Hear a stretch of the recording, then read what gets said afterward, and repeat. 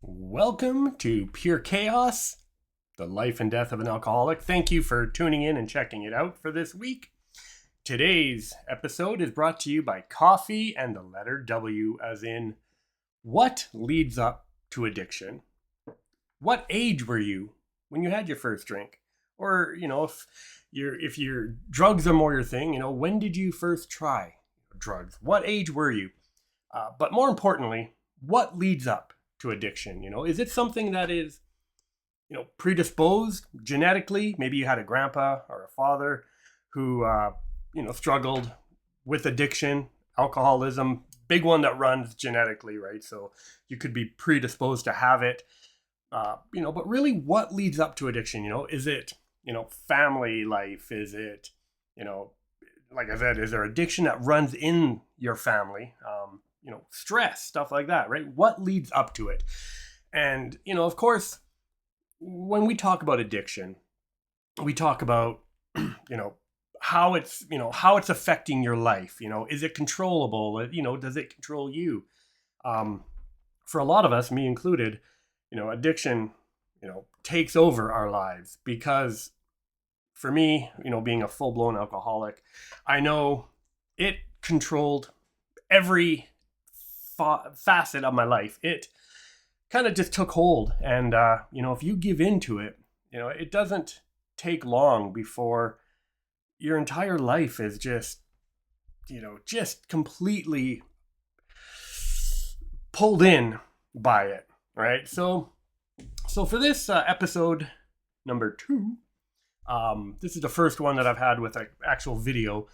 Episode 1 was my very first one, obviously. First time I've ever done a podcast, brand new at this. So for those of you who are just tuning in now to the first video, this is episode 2, but we're just going to keep rolling, moving forward with this. I'm going to start posting all my podcasts on Sunday. I like it to have it kind of after a weekend, right? A lot of us are going to be struggling with stuff over the weekends when it comes to addiction. Family, work, all that. So I like having something there for Sunday before we start another freaking week, just have something there to listen to. And then maybe as this podcast grows and, becomes more out there, maybe I'd like to start making one that kind of goes for Friday and one for Sunday. But for now, I think Sunday's a good day. So what leads up to addiction? Obviously I'm going to be talking more about my personal experiences. I'm a recovering alcoholic, 10 months sober now. For me, that's a fucking milestone. But like, do you remember how old you were when you had your first drink? When you tried your first drug? I know for me, I remember it well, my very first drink. And of course, when we talk about first drinks and, when we had our first sip of drink, for a lot of you, when you were a kid, right? I'm in my late 40s. So for a lot of us as kids, right? At Christmas time with our family, we'd be excited about Christmas, the moms and dads would be, enjoying a little bit of Christmas alcohol. And there was this one little champagne that was called Baby Duck. I'm not sure if a lot of you remember Baby Duck, but I remember at Christmas, for something special, my parents would pour us each a little tiny glass of Baby Duck, probably like a little half a shot worth. But we just felt so special. Here we were, kids, getting to enjoy, this adult drink with our parents, right? It was very cool. So I guess technically, for my first drink, I would have probably been, at that, 10, 11, 12 years old, maybe younger. I don't know. But my first actual drink where I, got drunk, I was 14, right? Living in a very small town up north, Alberta. So, small town up north Alberta. House parties, right, back then were huge. So I remember first time I ever got drunk and really had drinks to the point where I couldn't control it. I was 14 and it was Polar Ice vodka. To this day, I still can't drink Polar Ice vodka. But that's what I remember was 14, the black Polar Ice bottle. It just looked so classy, right? We were, 14. Of course, we had some older friends that were able to get us alcohol, and had a house party. And yeah, just, I was drinking, and I probably polished off, probably a full bottle, a 2.6 of Polar Ice at 14. We were all having a good time. And from what I remember or don't remember, I just remember, it started off great. You start drinking, you're with friends, you're having a house party, everything's great. But then, the night just kind of goes, it just kind of gets, just forgotten. But what happened with me was apparently I ended up getting completely annihilated. My friends had to help carry me downstairs. So my room was in the basement of our house. And so my friends basically carried me, one on each. I was two of them, and, propping me downstairs. Ended up pissing my pants when I was blacked out. Woke up the next morning, and that would have been my very first hangover. I'm not gonna lie, I don't remember it, except that, it just, yeah, I felt like shit. I remember that. And I remember waking up and just feeling like I was damp. I'm like, what the fuck? Like, did somebody spill a drink? Did I, spill water in here? What's going on? And turned out I pissed my pants from being so intoxicated and blacking out. My friends told me that I got to the point where I couldn't even speak, slurring, kind of almost passing out. So they had, brought me downstairs, kind of tucked me in. And so I pissed myself, and that was my very first introduction to alcohol. Now, for most of us, that would be enough. That would be enough to be like, you know what? Yeah, I'm not going to fucking do that again, because that was a terrible idea. But that did not happen with me. It simply became something that I would use to, numb anything going on. So, a lot of addiction, right, can maybe be some people experience trauma, right? They use drinking or they use drugs to kind of cope with that.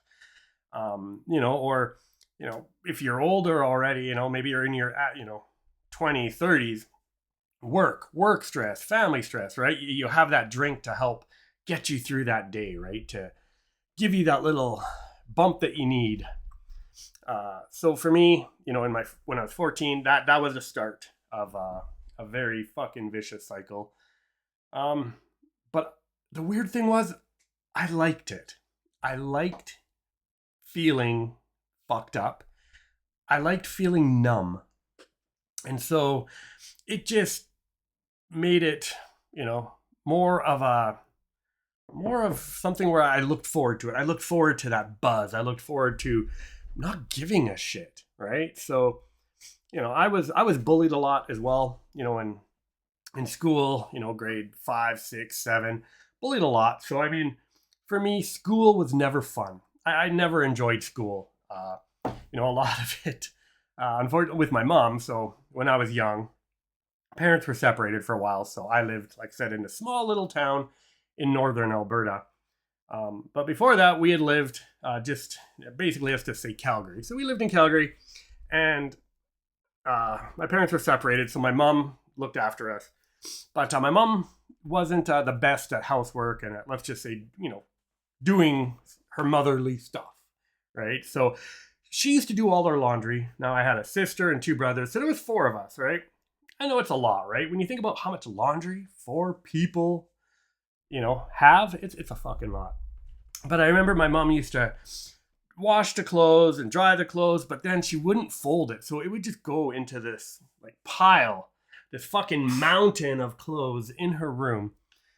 And of course, so it gets wrinkly and shit. And every morning, me and my sisters and brothers, it would be our little routine that we'd, she'd be sleeping. So we'd go into her room, dig through this fucking pile of clothes, find clothes to wear. And of course, unlucky me, all my clothes would all be wrinkly as shit, right? So I would wear that. And of course, that was just a target for bullies. So I got bullied for, being poor, for not having clothes that was like wrinkly as hell. And I mean, kids are freaking assholes, you know what I mean? So it doesn't take much for them to latch onto something and really just make your life a living hell. And that, that's what happened with me. So I never enjoyed school. And then as I got up into my junior high years, it just got worse, right? Where the typical thing you see in the movies, the smokers in the back of the school. Well, I was hanging out with them. That was me. And, just drinking. We go to our friends' houses during our lunch hours. And, we'd raid their parents' liquor cabinets. On a good day, we could make it back to school after lunch. No problem, continue. But for the most part, we'd go back to school pretty drunk. And, teachers, for the most part back then, really, they just thought that maybe you're just, being goofy or just didn't want to be there. But for the most part, we were fucking hammered. And so the days that we did make it back to school, we didn't learn anything. We were just there to get through the day, get through that, hangover we could already feel creeping up on us. And that was a lot of my junior high. That was, wake up, go to school, wait for lunch to go to your friend's house to, drink alcohol or, do hot knives with hash on their stove. You guys remember like the old stoves with the coil burners, the butter knives. So we would do that during lunch and then go back to school just plastered. So my school, never enjoyed it. And for me, it was just a reason to try to numb myself. So I wouldn't have to really experience that. But that's really when my addiction and problem with drinking started, was at 14. And it just kind of progressed from there. But as an adult, taking that drinking crutch, let's call it, and, trying to be a fully functional adult with a, drinking problem, I've lost so many jobs. I can't even begin to count them. But, at that point when you're drinking, even when you have a job and stuff, you're finding ways to hide it. You're finding ways to basically, be like, it's okay. It's not a problem. I don't have a problem. Look, I'm at work. I don't have a problem. Right? Meanwhile, you're feeling like fucking shit and you're just waiting till you can finally get home again to, have a drink to calm your nerves, stop the shaking a bit. And that was my adult life, really, was just drinking. And then when we really think about our drinking and how it's affected our life, I can't remember a time when I wasn't at, let's say, a social gathering, a work gathering, anything where I wasn't drinking. And then I started looking at all these, events in my life that I've been to, right? My sister's wedding, birthdays, everything. And I was drunk and drinking, actively drinking for all of it. And you start adding up those months that turn into years, that turn into decades. And for me, I didn't realize I had a problem. I mean, I didn't want to realize, and I didn't want to admit that I had a problem. Everybody else around me could see it and would say stuff, but they were wrong. They didn't know what they were talking about. I've got a handle on this. This isn't affecting me. It's totally fine. And that was my life for so long. And maybe that's something that you can really relate to. Maybe it's something you can't relate to. Either way, for me, because this episode is all about what leads up to addiction. For me personally, I think it was just being in a small town, surrounded by people, friends that also were just getting into that experimenting with drinking, drugs, and really having, I guess, nothing to do, and really not having that parent kind of guardian, right? That would keep an eye on you and be like, you know what, Chris, hey, I noticed, this. When you don't have that as a kid, you just keep progressing, right? There's nothing there to rein you back. And I'm not blaming this, on my mom. I'm not blaming this on like family because, I'm my own person. I made those decisions. And at the time, I enjoyed drinking. right? I haven't drank in 10 months. I miss it. But at the same time, whenever I start to think, I really want to drink, I have to take a step back and just be like, do I need a drink right now? Because I know if I have one, it's going to turn into 100. So it's easier to just say no and not have that first drink than it is to try to convince yourself that you can just have one or two and stop. I know I can't. The second I have one drink and it touches my lips, man, a switch flips and that's it. I don't stop until I'm like blacked out, till I literally can't drink. So for me, that was my first memory of drinking was 14 Polar Ice vodka. To this day, I still cannot drink it. And everything just kind of went downhill from there. So for any of you, who are struggling with addiction still, or maybe you're in recovery, think about when you're drinking, or, if it's more drugs, when your drug usage started. Think about where you were, how old you were, what were the circumstances surrounding it? Was it family stuff? Was it, maybe you just got bullied a lot and you just wanted to kind of retreat and kind of isolate yourself, and drinking kind of helped numb all that pain and fear you feel, or maybe it was just that, maybe one of your parents or grandparents were alcoholics and you were just born where you just couldn't, right? You were fucked from the start.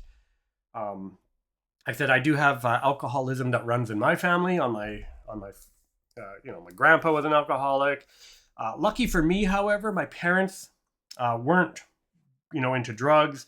My parents weren't big drinkers. You'd see them have a glass or two of, champagne or, rum and eggnog at Christmas, but that was it. So for me, my immediate household, like my mom and dad, even when we were together, they didn't drink. My mom, when she was separated, we were living with her, she did start to drink a little more, I guess, at that time, but nothing that would have been a problem, I guess, looking back. I think for me, it was just, I liked to numb myself. And yeah, if you can, relate to that, that's, something that I think a lot of us, we're basically drinking or doing drugs to forget something, to numb something that we don't want to deal with.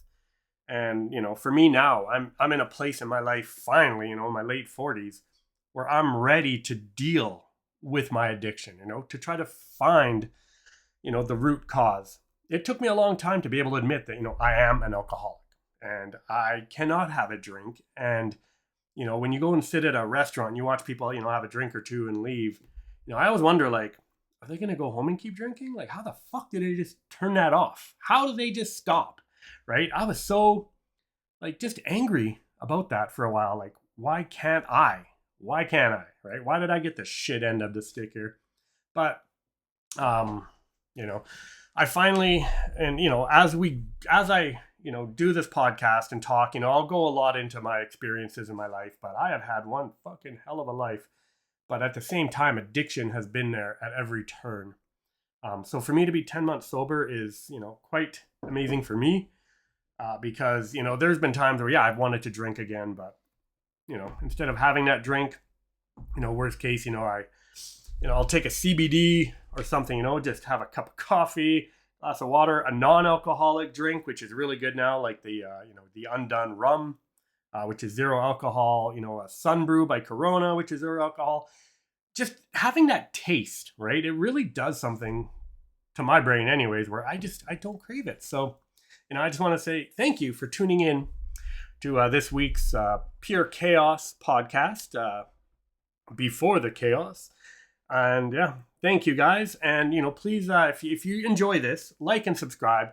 As I get going with this and as I kind of learn more about how to use the app and how to do this, I'm hoping the podcast will get a little more top notch. But for now, this is what I got. So like it, love it, hate it, choice is yours.